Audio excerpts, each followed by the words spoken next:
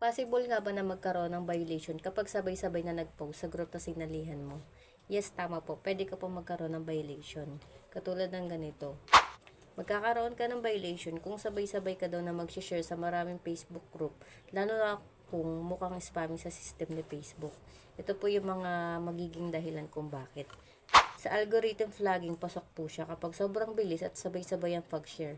Halimbawa po, sinare mo siya sa 10 group sa loob lamang ng isang minuto, isang pindutan mo lamang.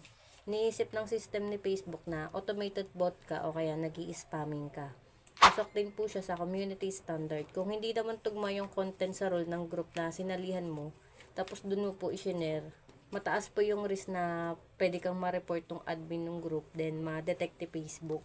Temporary restriction. Una, pwede ka lang daw na ma-temporary block sa pagpo-post at saka pag-share. Pero kapag paulit-ulit po daw itong ginawa, pwedeng maging mas matagal o kaya permanent ban ka na sa mga feature na pag-share. Tips para iwas violation.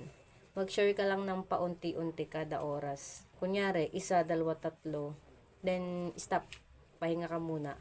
After 1 to 3 hours, tsaka mo lang siya ulit pwedeng i-share sa panibagong group na related dun sa content mo.